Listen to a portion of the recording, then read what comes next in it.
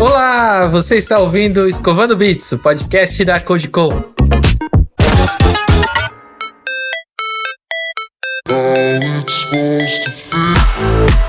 Eu sou o Gabriel e eu já quase virei um Technical Product Manager numa época, mas eu acabei vindo trabalhar só com a CodeCon.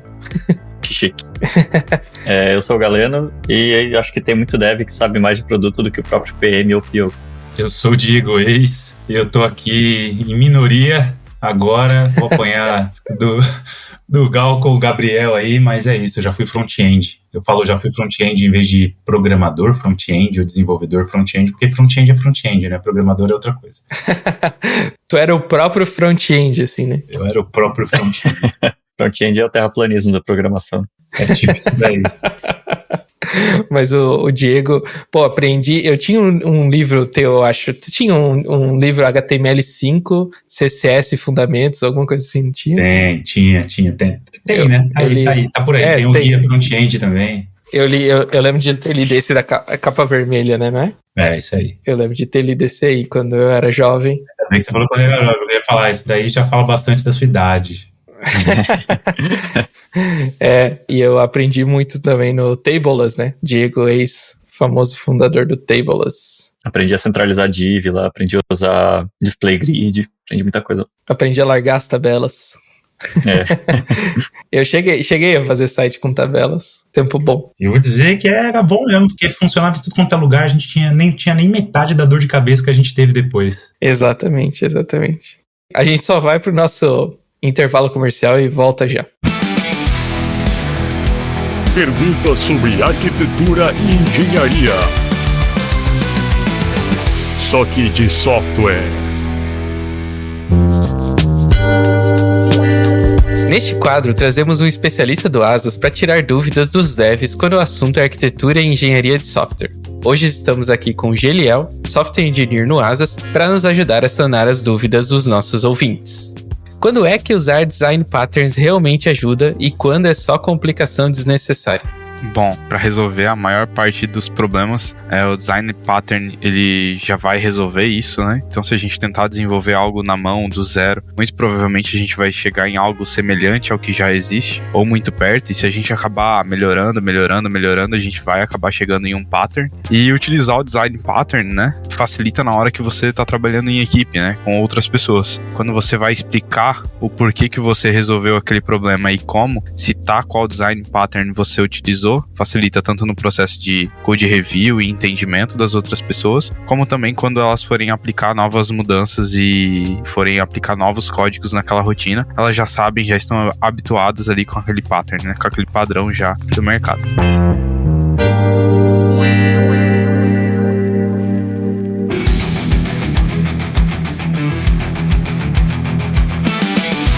O Perguntas de Engenharia e Arquitetura, só que de software, é patrocinado pelo Asas. Acesse o link na descrição do episódio para saber mais sobre as vagas disponíveis para a área de engenharia de software.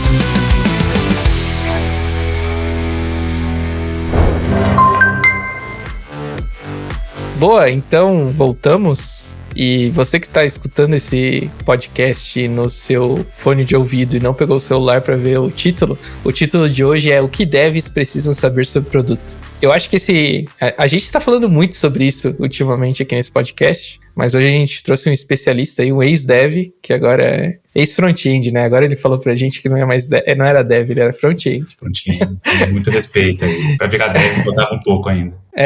E agora é produteiro, né? Já foi diretor de produto aí de várias empresas. E eu falo que a gente fala bastante sobre isso aqui no podcast, porque a gente já teve episódios, olha que eu tô abrindo a nossa cola aqui, ó.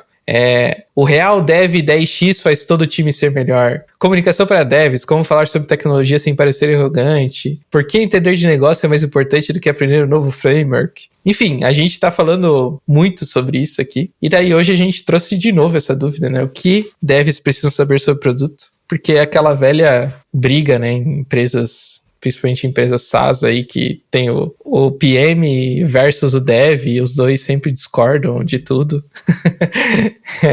Mas enfim, eu não sei, Diego, se tu quer começar explicando o que tu acha que devs O que devs precisam saber mais sobre o produto? Cara, isso é interessante, né? Porque desenvolvedores, ele sempre teve um perfil, como que eu vou dizer, um perfil introspectivo, vamos colocar assim. Então, introspectivo de verdade, assim, até dentro do time de desenvolvimento, até dentro do time, do núcleo dele ali, do lado de outros pares, né, desenvolvedores e etc. Ainda assim, os devs, eles são bem introspectivos, né? Quiçá falar com outras áreas e outras pessoas da empresa e etc. Então, isso, na verdade, é uma característica, é um aspecto que, assim, não mudou até hoje e acho que não tem que mudar. Então, mas partindo desse aspecto, né, desse ponto, durante, sei lá, os últimos 10 anos, pra gente não ir muito longe, né, teve uma certa evolução no mercado de desenvolvimento / produtos. Eu vou falar mercado de produtos, e aí a galera aí entende que eu tô colocando tudo dentro desse balaio aí, tá? Design, dados, gestão de produto, desenvolvimento, tecnologia e etc. Mas teve uma mudança muito grande de comportamento em todas as disciplinas. Teve criação de novas disciplinas, subdisciplinas dentro de várias outras profissões. Desenvolvimento, eu acho que nem tanto, parou, né, de fazer isso durante muito tempo, mas a gente fala de design, por exemplo, teve uma ramificação terrível para mim, do meu ponto de vista. Começou com um designer, depois veio UX, depois veio UI, depois veio UX Writer, depois veio UX Research, depois e assim por diante, né? Para hoje tem uma tendência de todo mundo virar Product Designer e pronto. Para desenvolvimento não teve uma quebra tão grande assim, né? Teve uma quebra gigante, todo mundo era desenvolvedor, faz tudo e etc. De repente alguém virou back-end, teve um gap no front-end, né? Para conectar a galera do back com a galera de design. Alguém ali, de alguma forma, supriu esse gap, né? Criou-se aí, então, os front-ends, mas back-end começou também a se quebrar, mas a quebra fez mais sentido do que, por exemplo, a quebra de design. Então, uma galera virou muito mais, entre aspas, arquitetos, começaram a ir mais para a parte de realmente servidor, infra e etc. A galera de back-end continua ali sendo back-end, trabalhando, né, no back, de verdade, tal, servidor, do lado do servidor, e meio que parou por aí. A gente pode falar, sei lá, alguma outra... Os front-end viraram full stack. A gente pode falar só do mercado de front-end, mas o mercado de front-end pra mim foi o que mais estagnou, velho. Tipo, o que mais estagnou, acho que não andou toda a parte de framework, metodologia de front-end, etc., mas a profissão continua igual. Continuamos quebrando a mesma pedra, só que com uma ferramenta diferente. Ninguém pensou no processo melhor, ninguém pensou, sabe? Saiu de JavaScript Vanilla para porcaria do React e beleza. E hoje você pergunta para qualquer um para que serve React, ninguém sabe responder por quê. Tipo, só tô usando. E é isso aí. Então, o que acontece? O desenvolvedor, né, ele ainda continuou sendo, mesmo depois dessas mudanças grandes de profissão, de disciplinas, né, criações de novas responsabilidades, etc., a essência ainda continuou sendo a mesma. Se você pega um desenvolvedor altamente técnico, muito técnico, ele continua sendo aquele cara que espera o código para ele poder sentar, né, e avançar. Na verdade, espera o problema que vão dar para ele ali, para ele poder sentar e codar. E é só isso, para por aí. Tanto que quando você vê uma vertente de desenvolvedores virando, ou tentando, né, ou tendo a oportunidade de fazer gestão de pessoas, né, pouquíssimos querem fazer. O pessoal prefere continuar trabalhando nessa parte técnica em vez de gerir pessoas, gerir times, gerir processos, né. Ou às vezes até mistura, né?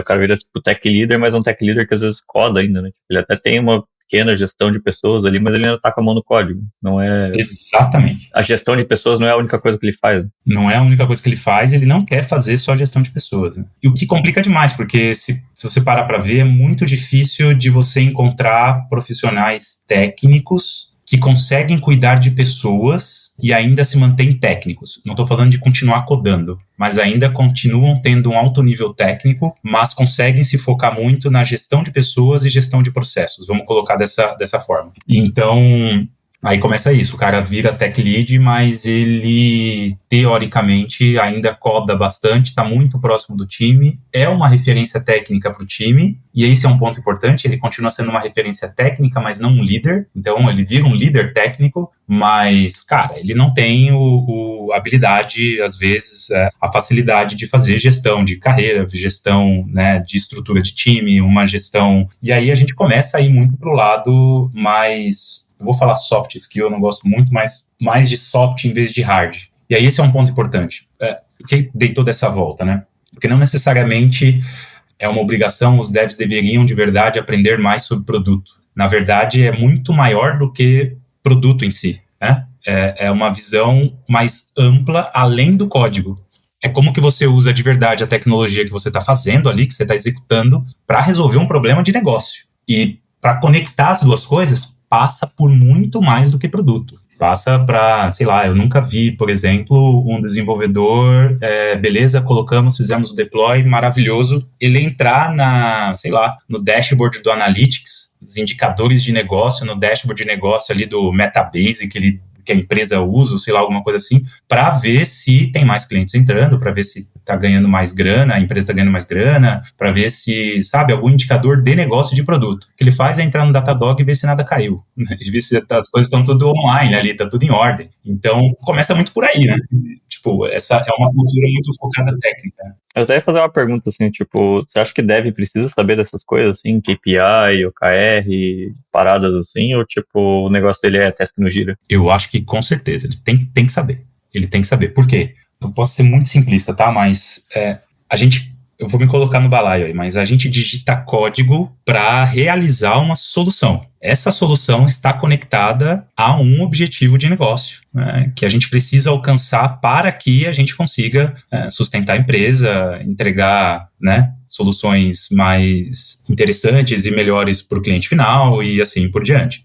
Se o dev não souber, né, os motivos pelo qual está ditando aquele código, o que aquele código dele vai, aí eu estou falando código, mas aquele pedaço de software que ele está gerindo, porque desenvolvedor fala muito de código, mas teoricamente ele também é um gestor técnico. Ele decide muita coisa no momento que está codando. Eu não sou líder técnico, eu não vou decidir a stack, eu não vou decidir uma série de outras coisas. Não, mentira, você está decidindo ali a estrutura do código, o formato do código. O que você fizer de errado ali vai ficar insustentável depois, vai precisar dali 5 anos, quando a startup tiver que rampar de verdade, fazer hypergrowth de verdade, o débito técnico que você está criando agora vai ser um problema de falta de avanço da empresa, investimento. Não, todo mundo já trabalhou em startup, passou por isso, do tipo, a gente não pode fazer um hypergrowth gigante porque tem esse débito técnico, a gente tem que arrumar primeiro a base, a fundação técnica para que a gente consiga escalar, e assim por diante, né? Então, esse microgerenciamento do desenvolvedor é muito importante e eu também não vejo o pessoal conversando sobre isso, né? Então, as conversas giram muito em torno de decisão de stack técnica, né? De decisão,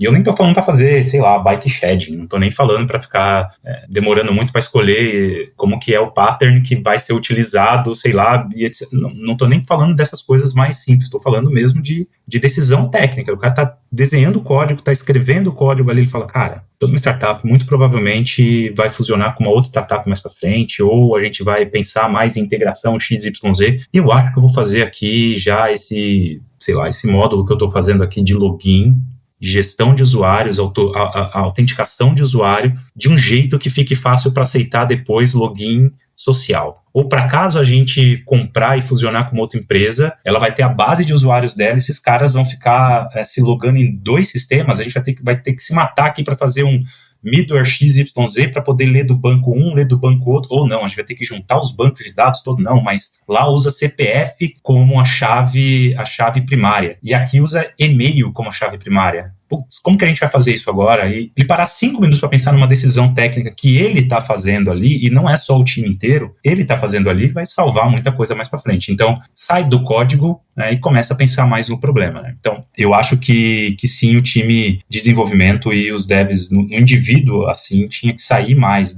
questionar mais até, inclusive, o que está no Gira, mas entender mais do problema, tá mais próximo do problema, não tão próximo que senão muda muito a disciplina, ele fica muito mais próximo do que um tech lead deveria ser, mas ele precisa saber porque ele está fazendo ali as coisas.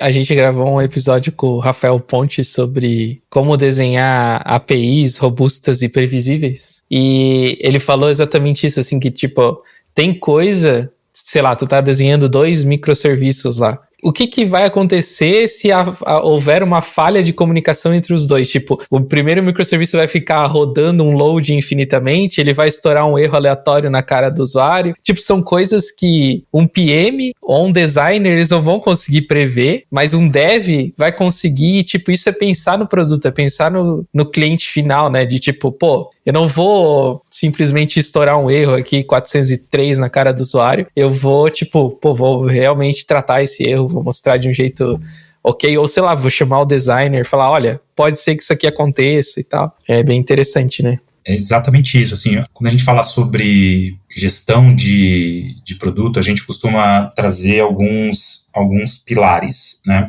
que dá para resumir bem rápido, né? Então, são pilares de você precisa cuidar e entender da viabilidade técnica, da viabilidade de negócio, você precisa entender que o produto ele precisa ser valoroso e ele precisa ser adaptável. Quando a gente fala de viabilidade técnica, isso é total com o time de desenvolvimento. O PM não pode, nem precisa, e ele não tem a competência para pensar nisso. Quem tem que pensar nisso, para mim, deveria ser, sei lá o nome, o flavor que todo mundo usa aí, mas o Delivery Manager, o Tech Manager, o Tech Lead, sei lá, a pessoa que cuida do time de tecnologia ali, do time de desenvolvimento, seja daquela squad, seja daquela área, seja lá o que for, mas que geralmente está do lado do PM. Porque aí esse cara, essa pessoa vai entender melhor se o que aquele problema que a gente vai explorar, vai tentar resolver no próximo trimestre, vai acarretar para que no futuro o produto ainda continue sendo escalável, o negócio continue sendo sustentável e assim por diante. Então, a viabilidade técnica é um pedaço muito importante, muito grande, e assim, não é só, não, vai dar para a gente fazer integrações, 1000 e etc. Não, pelo contrário, se vai travar ou não a velocidade de crescimento da empresa. Tipo, então, cada um tem o seu papel ali, né? É muito mais do que aquele esquema lá do tipo, não, a parte de PMs lá constrói, eles decidem certo, né? Como que vai construir o produto certo. O pessoal de desenvolvimento é como vai construir certo produto. Tipo, tem isso também, etc. Mas acho que esse foge muito mais, é muito maior do que isso, sabe? É realmente pensar no negócio. Porque, cara, quantas startups vocês já não viram que patinaram pra caramba exatamente por causa de problemas técnicos? Não é por causa de um problema de design, ou por causa de um problema de PMs, de produto mesmo, gestão de produto, é por causa de problema técnico, né? Não tem outra. Como foi criada a estrutura, o fundamento e etc. Então, esse é um ponto. Assim. Acho que também vai um pouco a questão do dev ter um pouco mais de contato com os usuários, assim, né? E quando eu falo usuários, eu não digo necessariamente só usuários da plataforma, né? Eu digo, tipo, às vezes até funcionários internos da empresa, assim. Acho que o dev tem que ter mais contato não só com o tech leader, porque o tech leader é o PM, né? Porque às vezes você tem pequenos squads de desenvolvimento ali que eles nem PM têm. Então, às vezes, quando você vai trabalhar com back-office, por exemplo, que é o painel interno ali da empresa, e o sistema que os funcionários usam por trás do sistema que vai para as pessoas, assim, eles têm que lidar direto com o funcionário. Então, tipo, você não tem um PM ali para intermediar. Às vezes você tem que ir lá conversar com alguém do financeiro, alguém do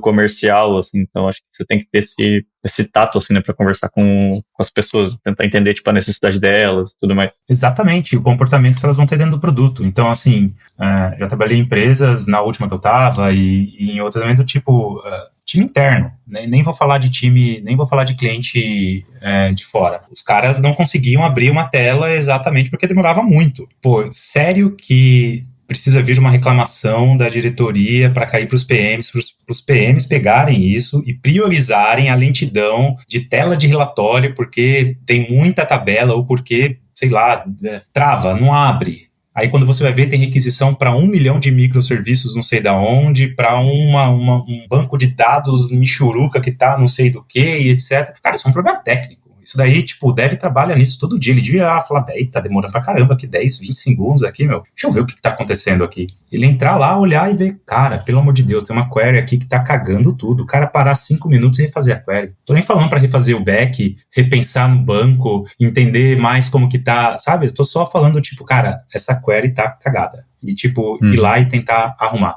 Então, não precisa de priorização. Pô, é uma autonomia que o time tem, né?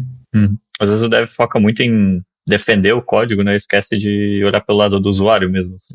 Às vezes a gente quer deixar o código bonito, quer deixar as coisas performáticas ou, enfim, bonitinhas ali pra gente mexer, mas esquece que tem alguém que vai precisar usar isso depois. Né? E no fim das contas, é mais eles que importam, assim. Exato. Quantos produtos que a gente conhece que, sei lá, um arquivo index.php que tá lá funcionando, o usuário, pra ele tá de boa, né? Mas o dev, às vezes, não, vamos criar 8 microserviços e não sei o que lá. Não, tipo, vamos refazer toda a jornada de checkout. Calma, pera, velho. Vamos, temos que refazer, mas calma, não, a gente tem que refazer, não sei o que. Não, tudo bem, eu sei que a gente tem que refazer. É que tem mais de 2.000, 3.000 linhas lá e que não sei. Calma, cara, tem, mas isso quer dizer que a gente vai ter que refazer, por exemplo, todo o nosso sistema de cupons. A gente vai ter que refazer as integrações que a gente tem com as adquirentes XYZ, com Gateway, seja lá do for. A gente vai ter que refazer toda a parte de front, a gente vai ter que refazer toda a parte... vai ter que ter muita coisa. Como que a gente vai garantir que isso tudo vai estar funcionando, né, depois? Então, eu sei que a gente tem que refazer, mas legal, senta aí, faz um projeto. E aí é a vez da galera técnica fazer um projeto e de como que a gente consegue implementar essa bagaça, refazer essa bagaça, sem trazer risco para a empresa, sem trazer, né, risco para o produto que já está funcionando, mantendo essa nova versão atualizada com o que a gente vai ter que lançar ainda e assim por diante. Então, assim, tem eu costumo dividir em 3 linhas a priorização quando a gente trabalha com produto, tá? Tem o que é priorização de negócio, onde, é stakeholder maluco vindo... porradaria, falando que quer aquilo e etc. Tem uma visão também de crescimento de negócio e tal, etc., mas é muito mais drivado por necessidades do negócio e por pessoas que estão ali. Tem a priorização de produto, que é muito também direcionado por evolução do produto, onde o produto precisa evoluir, as features precisam evoluir, a gente precisa... não entregar só uma V0.5, mas a gente precisa terminar de fazer uma V1, uma V2 e assim por diante. O que o produto acha que é interessante também para poder fortalecer o produto ali. E tem a priorização técnica. Então, a realidade a gente nunca vai ganhar da priorização de negócio. Isso, assim, não existe. A gente nunca vai ganhar disso. Eu não estou falando do CEO que vem e faz um top-down. Eu estou falando do mercado mudando.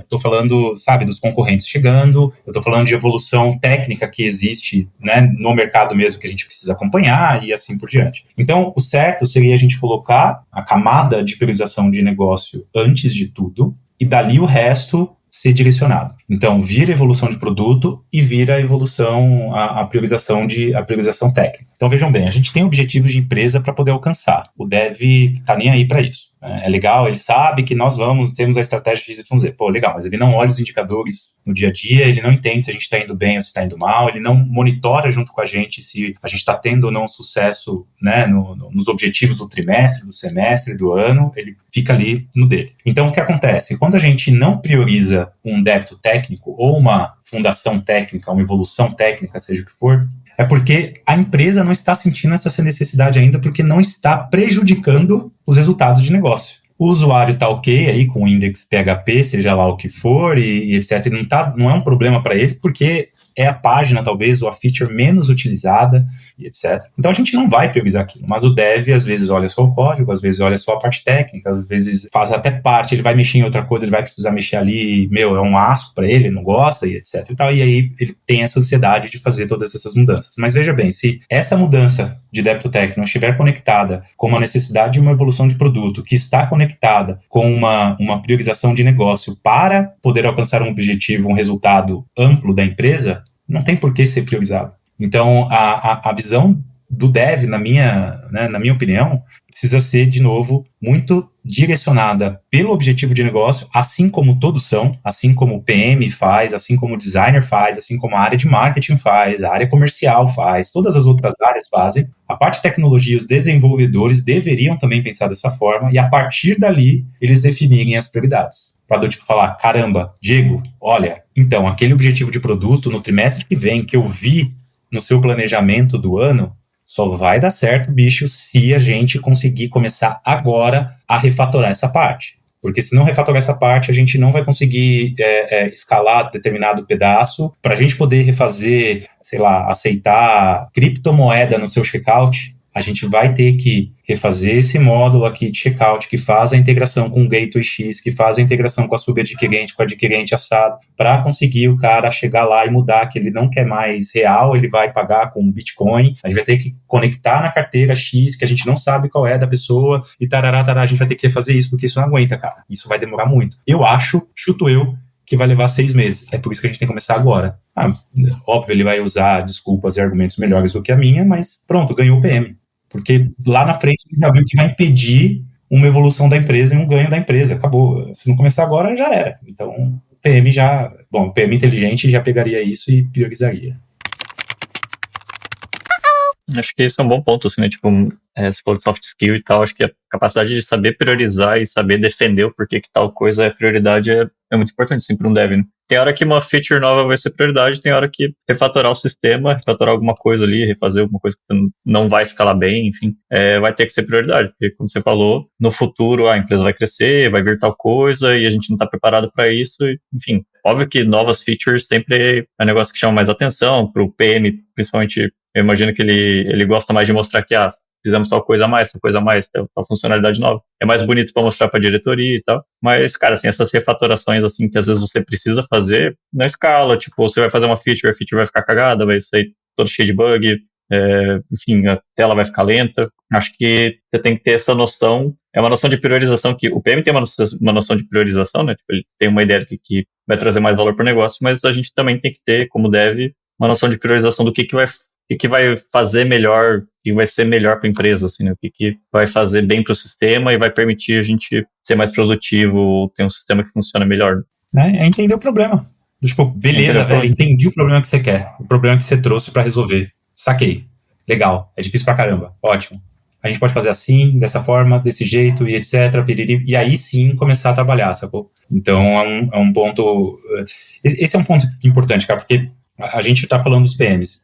A maior parte dos PMs, e vou generalizar mesmo, não vou falar todo mundo, vou falar a maior parte. Grande parte dos PMs, eles também têm uma visão de priorização dessa assim, do tipo, cara, vou mostrar coisas legais, bonitas, né, coloridas aqui para todo mundo ficar feliz e etc. Isso é um erro, porque às vezes o problema que acontece na área de desenvolvimento, essa falta de habilidade, essa falta de interesse em entender o problema, vem exatamente, né, de antes, da priorização que vem anterior. Então, PM, para mim, na minha visão, por exemplo, ele não faz a priorização. O PM, ele ajuda a empresa a priorizar o problema, a priorizar a oportunidade, entendendo que, dado que a empresa quer resolver determinado problema, tem uma determinada necessidade, a gente vai tentar direcionar o produto para esse lado, para esse lugar. Beleza? Todo mundo de acordo? Ótimo. Galera, time, é o seguinte, olha, tem esse problema aqui, e a gente está entendendo que se a gente conseguir pegar o produto e empacotar ele dessa forma, pegar essa feature, fazer ela desse jeito aqui, pode ser que a gente tenha bons resultados, o objetivo é esse aqui é o resultado esperado que a gente tem, a previsão e etc. E aí a gente avançar. Então, esse é um ponto importante, assim, porque o PM, ele deveria ser um orquestrador, e ele não é. Então, cara, vem requisição, vem história, vem PRD, vem pedido, tudo zoado, mal feito, mal escrito. Ou quando vem também uma bíblia enorme que ninguém entende nada e ninguém sabe qual que é o essencial ali. Então, assim... Agora com IA tá cada vez maior. Não, agora é isso. Bota lá na IA, mete aí pra falar PRD e acabou. E esse eu tô com um artigo, cara, Servidor de Lero mais sofisticado, assim. Eu tô com o artigo assim, na ponta, no forno já, cara, quase saindo. O título é mais ou menos assim: os PMs são as pessoas mais competentes para escrever as histórias, tanto para dev e etc. Na minha opinião, acho que não. Mas, tipo, é isso. Eu lembrei agora também, falando desse papo de PM e dev, que tem algumas empresas que estão implantando o Product Engineer, né? Não sei se tu chegou a ver, já eu conheço aquela PostHog, não sei se tu já viu, mas eu sei que eles não têm PM, tipo, todo mundo é Product Engineer, e eles falam que, tipo, os próprios devs definem as prioridades, o que vai ser implementado no produto e tal, e eles desenvolvem. E eu lembrei também da Basecamp, né? Eu acho que a Basecamp não tem nem liderança, né? Eles têm umas paradas... Eu acho que eles têm pessoal de produto, mas eles não têm liderança, né? Mas enfim, esses modelos, assim, de empresas, tu acha que meio que É que o que eu vejo é que parece que a inovação talvez acontece mais rápido, assim. Mas eu não sei também se essas empresas fossem gigantes, assim, da indústria de software, se eles iam ter que acabar criando essas estruturas porque ia se tornar inviável de trabalhar desse jeito, né? Porque acho que também depende muito da finalidade, né? Porque, pô, você chega numa empresa que é extremamente regulada, assim, tipo uma financeira, você mete um esquema desse, fudeu. Tipo, quem que vai querer atender as demandas do Bacen, tá ligado? Tipo, ninguém vai querer atender o Banco Central.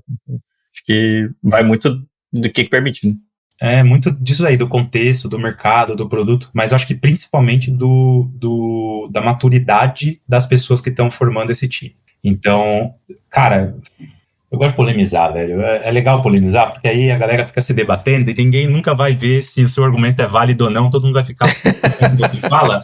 E aí, Evans, então eu dou uma polemizada. É bom que gera corte pro YouTube também. Corte, né? Não, pelo amor de Deus. Pra mim, velho, eu sempre falei isso, falava até nos podcasts de produto. PM, ele é um bug do sistema. Começando por aí. Por quê? Eu vou usar essa. Serve PM, bicho. Tipo, vamos combinar. Se os desenvolvedores e os designers, a gente pode falar bastante de designer, tá? Eu acho que designer, eles perderam a oportunidade de sentar numa posição, numa cadeira... Mais importante, né? Muito importante. Muito importante. A gente pode falar sobre eles depois e como que eles estão chegando mais próximo da parte técnica, principalmente quando a gente fala de front-end. É por isso que o front-end vai acabar. Quem estiver me ouvindo, me ouça e me odeie, porque eu falo isso desde 2000 e sei lá quando.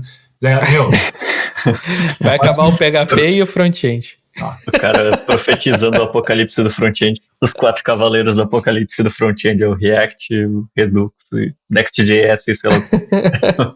Faltou me linchar, mas até perdi os fios aqui. Mas veja bem, o PM não, o Dev, se ele ficar mais próximo do problema, de entender o problema, e aí não, assim, ele não ser uma pessoa isolada, mas ele falar com as outras áreas para entender o problema. Ele conseguir falar com o cliente, interno ou externo, não importa, para entender o problema. Ele conseguir saber quais são os objetivos da empresa e por que ela quer chegar lá, ter esse interesse. Ele conseguir ter muito interesse por monitorar dados, indicadores de produto, de empresa, e de técnico também, né, para poder entender se as coisas estão em ordem, se tudo que eles estão fazendo estão chegando nos resultados planejados e previstos, né, pela empresa. Por que o PM precisa existir para o Dev?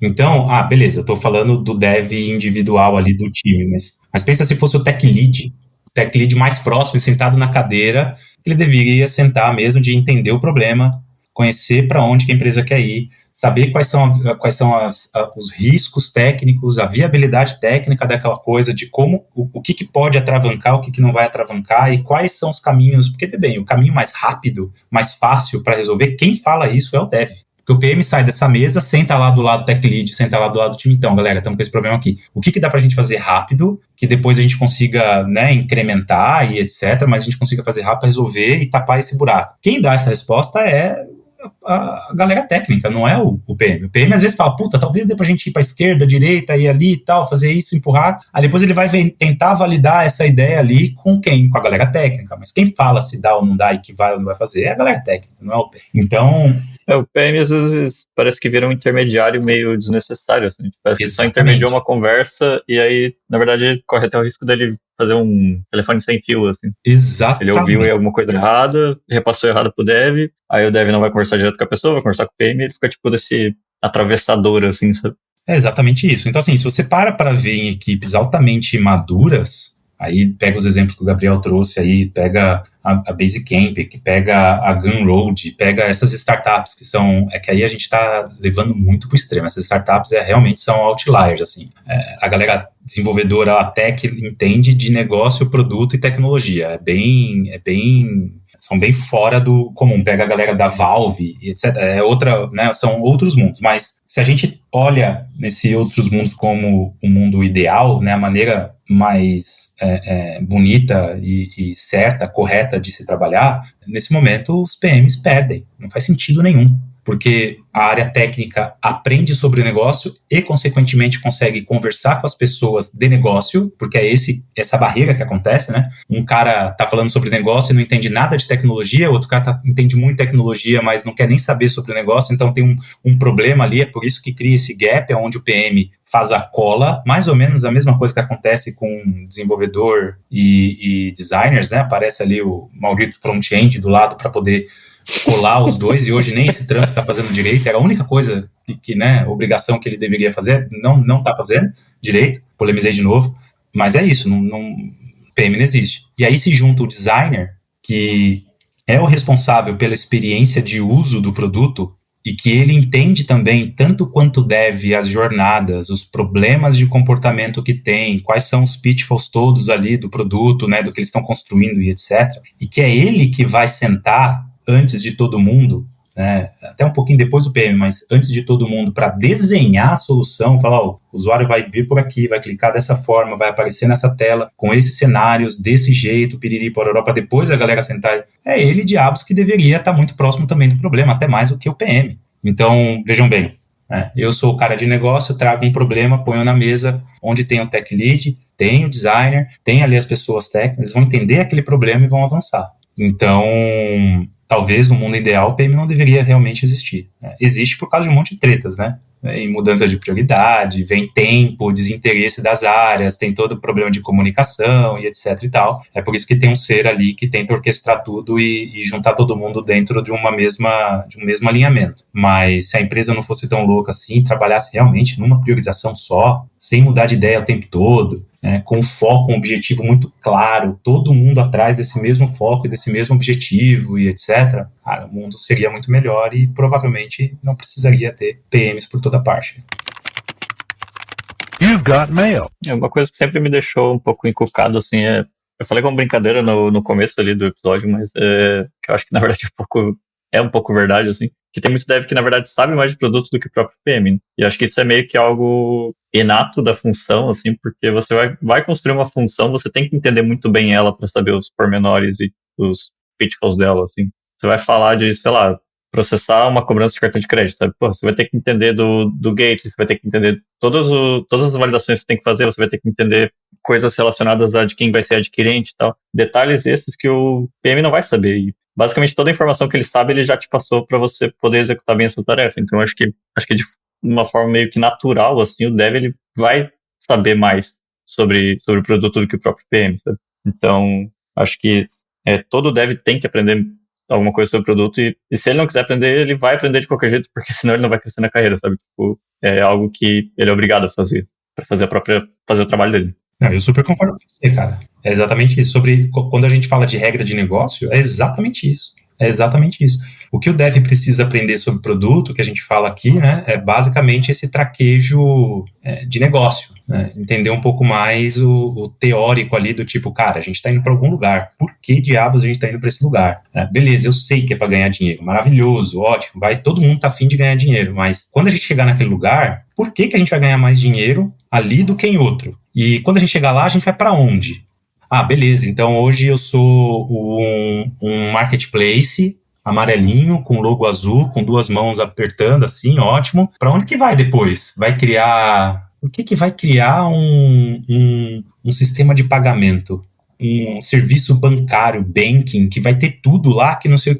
Por que vai precisar de fazer isso? Né? Caramba, né? Qual é o motivo, né? E como que a gente está conectado com isso de uma forma que vire dois negócios altamente integrados e que funcionem muito bem, escalem, né? Por que a gente... Então, esse ponto hoje, quem entende é o PM, e não é o dev que vai lá na frente. E eu acho que deveria, veja bem, deveria entender os motivos e os estímulos. Não estou falando que ele deveria sentar e argumentar a favor do produto, sentar e dizer se essa priorização aquela faz ou não sentido, decidir coisas desse tipo, porque realmente dá um trabalho. Falei que o PM não deveria existir, mas de novo, dado a maturidade né, do time, das pessoas que estão ali, que conseguem ter um tempo para conseguir fazer todo esse trampo que, não tendo um PM, vai precisar que alguém absorva, e não é uma área só, vai precisar ter absorvendo devs, designers, pessoas de negócio, pessoas de outras áreas, liderança da empresa também precisa absorver bastante coisa, etc. Pessoas de processos e tudo mais. Então, assim, não é uma coisa muito simples e muito, muito fácil também o que os PMs corretos, que fazem direito, etc., né, o que eles fazem. Mas é bem isso que você falou. Não falta muito, cara, para os devs aprenderem mais sobre negócio. É só ter um pouquinho mais de curiosidade mesmo. Não precisa perder todo o tempo dele ali, não.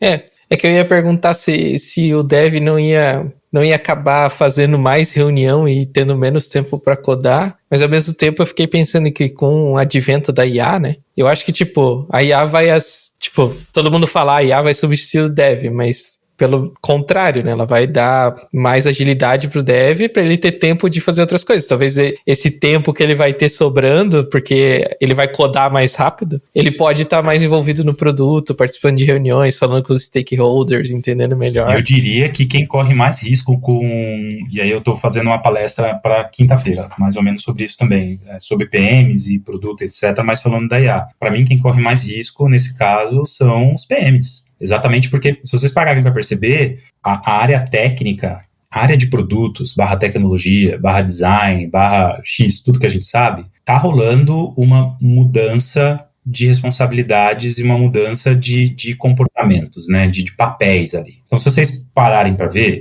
e aí eu vou puxar de novo a orelha da galera que é front-end. Eu falei lá em, sei lá, anos atrás... Maior hater de front-end. Não, mas... é para usar como analogia. Mas eu falei lá atrás que o front-end ia acabar, tal, a galera me levou super mal e etc, mas, cara, a ideia é... A área de front-end, ela não teve tantas...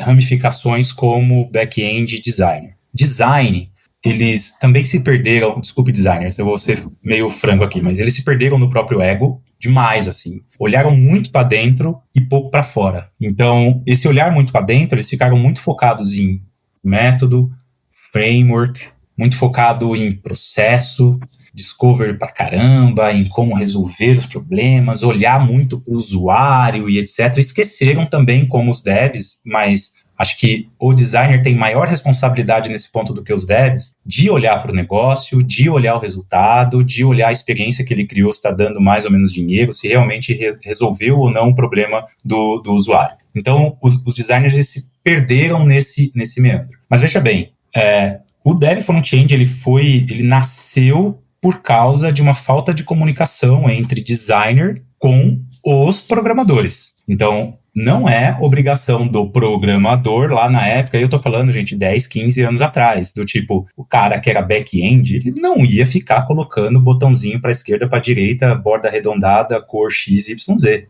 Não ia fazer. Não era responsabilidade dele, porque isso é interface. Interface é com designer. Só que o designer não queria aprender CSS, HTML, porque pro designer isso é programação. Então, tipo, não, isso é técnico, eu não quero fazer isso, bicho. E, cara, é terrível.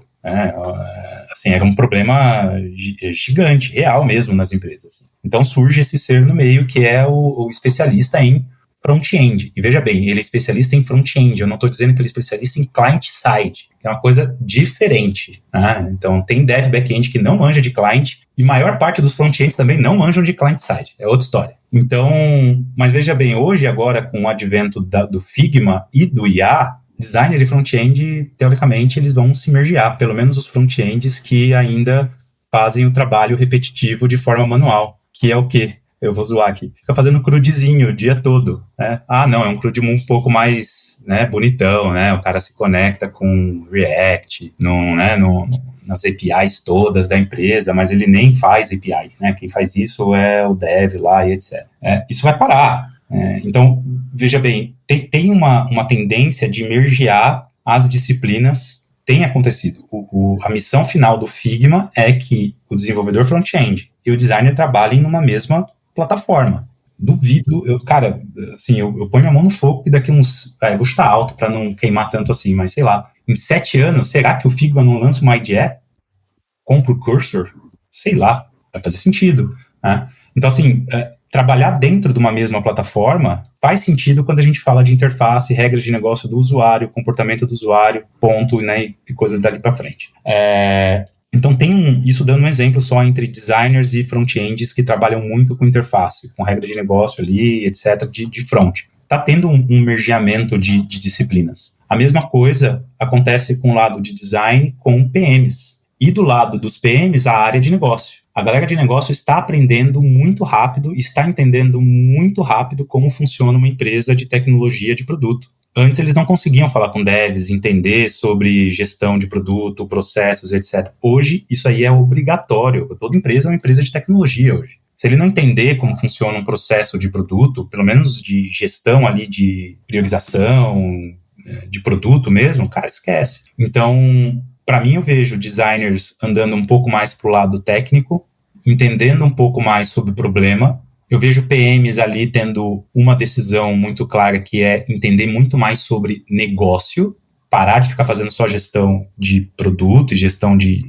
priorização. E eu vejo devs entendendo também um pouco mais sobre negócio, mas obviamente, né, quem está muito mais próximo do negócio é o PM, mas o dev andando um pouquinho mais, né, para a área de negócio, ele entendendo muito mais do problema, se conectando muito mais com o designer, e os dois ali sendo né, as duas disciplinas que realmente se empoderam de como vai ser feita essa solução. Então, o como vai ser feita essa solução é com eles dois. O que vai ser resolvido com essa solução, deveria vir do PM, mas o PM também está se perdendo. Então, provavelmente, ele é absorvido pela área de negócio. Daí vem todo esse esquema de PM Builders, né? Vibe Code, não sei se vocês viram a tendência aí do Google e outras empresas contratando PMs que conseguem ficar fazendo, entre aspas, Vibe Coding. Shopify, né?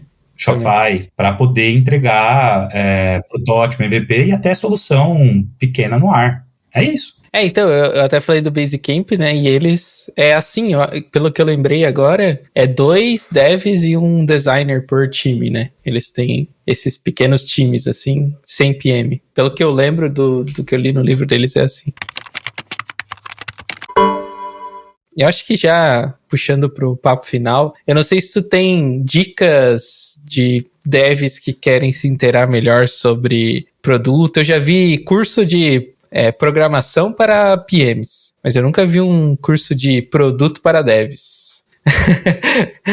Ou sei lá, livros, alguma coisa assim que as pessoas podem aprender mais sobre isso. Legal. Eu posso dar os links depois para vocês, mas eu acho que dá para começar lendo exatamente o que os PMs leem. Começa aí pelo Mark Kagan, que é o padrão de todos. Começa lendo sobre estratégia de produto. Eu posso passar depois vários nomes, tem ali Outcomes over Outputs, que é muito simples de entender, questão de encadeamento de indicador de produto com negócio, direcionamento mais por resultado do que por entregável, né, por outputs. Então, coisas desse tipo são muito fáceis dos devs conseguirem absorver. Mas eu acho que tem pontos ali elementares, bem essenciais, que eu entendo que hoje deveria ser muito mais básico e padronizado, que os devs, eles ainda não se empoderaram. Então, por exemplo, se empoderar do próprio processo de evolução do time. Vejo muito poucos devs, e olha que engraçado, mentalidade agile, processos agile vieram de uma necessidade de desenvolvedores. Desenvolvedores que começaram toda essa bagaça de pensamento ágil, de entrega ágil, de metodologia ágil. E hoje os devs não estão nem aí para isso. Então, assim, ter essa visão de evolução contínua, por exemplo, e começando do básico, né, do tipo, cara, a gente está sendo mais rápido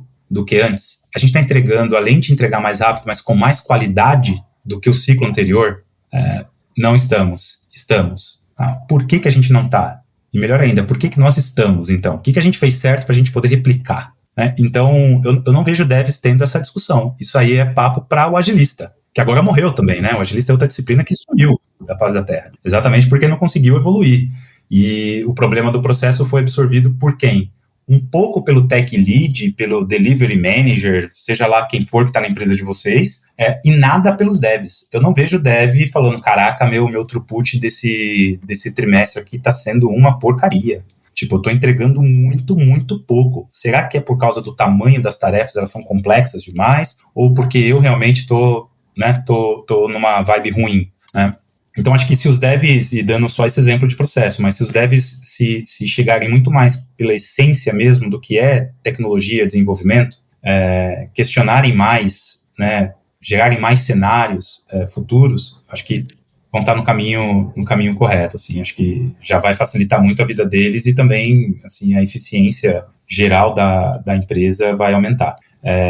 Acho que essas, assim, nem chega a ser dicas, assim, mas acho que são coisas muito simples que dá para fazer hoje, logo amanhã, assim. Sim. Sentar e eu olhar. acho que o livro do Basecamp eu curto bastante também. Ele não é um livro de programação, é um livro de negócio, né? Tipo, reinvente sua empresa. Mas enfim, dá pra tirar bastante ideia lá. Eu curto bastante os livros que eles escrevem.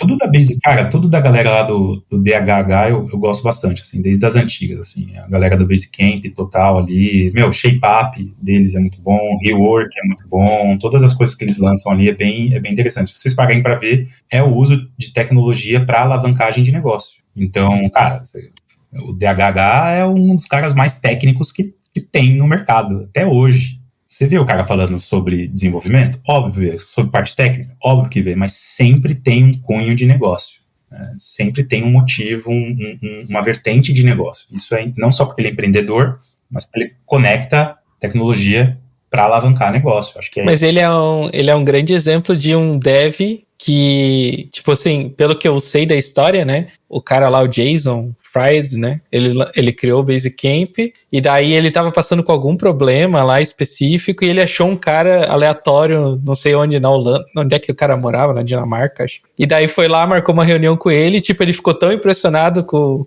o DHH, que meio que chamou ele pra ser sócio, assim, tipo, então ele era um dev muito foda, assim, que entendia de negócio, que acabou dando essa mudança na carreira, né? E a gente vê várias histórias, assim, né, tipo, pô, quantos devs, o Galeno é um exemplo pra mim de um dev que, tipo, ele sempre sempre manjou muito de negócio, e tanto é que, tipo, pô, ele tava lá ele falou que trabalhava lá no back-office, né? No time de back-office, mas ele era uma referência pra todo mundo da empresa. Quando alguém precisava tirar uma dúvida sobre o produto e tal, chamava ele, e ele lá, como dev pleno, já, tipo, ajudava a galera a tirar dúvida e tal. Hoje já tá lá como staff engineer e tal. Pô, cresceu bastante, entendeu? Essa galera, eu sempre vejo, assim, que os devs que eles manjam de produto, eles sempre se destacam mais, né?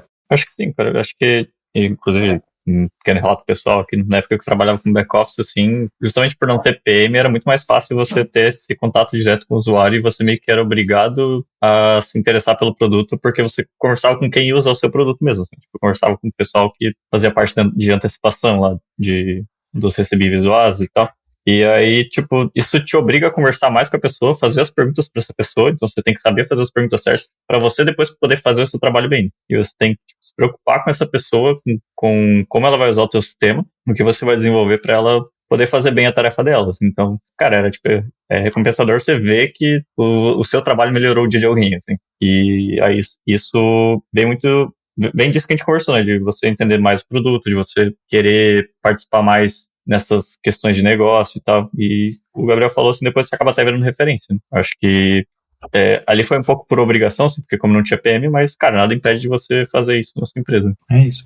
Eu acho, na minha visão, assim, que PMs que vêm de design, parte técnica, e hoje até de negócio, mas que vêm de design e da parte técnica, são os melhores PMs. Porque eles conseguem resolver e questionar muita coisa que, se eu sou designer, eu sei o que a galera vai entender, o que o usuário estava precisando, como que é a experiência, o fluxo, etc. Então eu vou conseguir já resolver muita coisa ali. Já tem um pensamento diferente do PM que nunca foi nenhuma dessas coisas, nunca executou nenhuma dessas disciplinas. E o PM que foi dev, ele consegue ter exatamente a clara visão de, cara, isso aqui vai ser difícil do pessoal fazer, porque tem, mano, um monolito desgraçado ali que conversa com 37 mil microserviços, os caras estão se ferrando para não sei o que, com um banco de dados. Eles já fizeram tudo escalar, mas é o banco que não escala a maldição. Então, assim, eu sei que vai ser difícil, os caras... Bom, já entendi qual é o problema. Então, ó, e ele começa a direcionar o produto para um lado que já seja muito fácil, né, para a parte técnica e resolução ali. Então, para mim,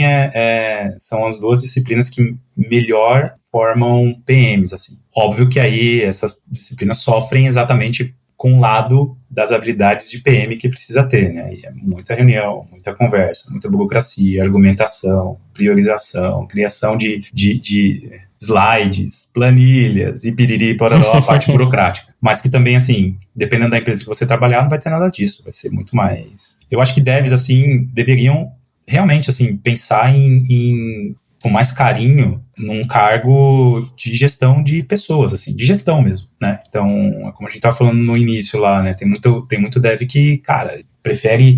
Não existe carreira em Y, né? Existe só a parte técnica para sempre, mas devs que têm essa visão, essa habilidade de conseguir enxergar um pouco mais do que só o código e entender que consegue resolver os problemas, ajudar a empresa a resolver esses problemas, conseguem sim sentar numa cadeira dessa bem fácil. E aí a gestão de pessoas vai ser a menor, assim, não vai ser o problema que ele acha que é, sabe? Porque os devs vão olhar e falar, cara, eu já gerei dev, é muito fácil gerir dev.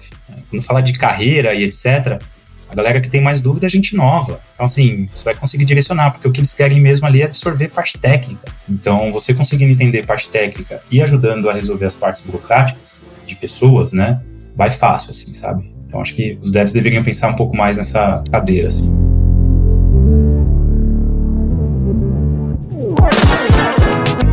Você escutou Escovando Bits, o podcast da Codecon. Siga a Codecon nas redes sociais, assine nossa newsletter e participe de nossos eventos. Você encontra todos os links no site codecon.dev. Valeu e até a próxima. Falou! É isso aí. Valeu!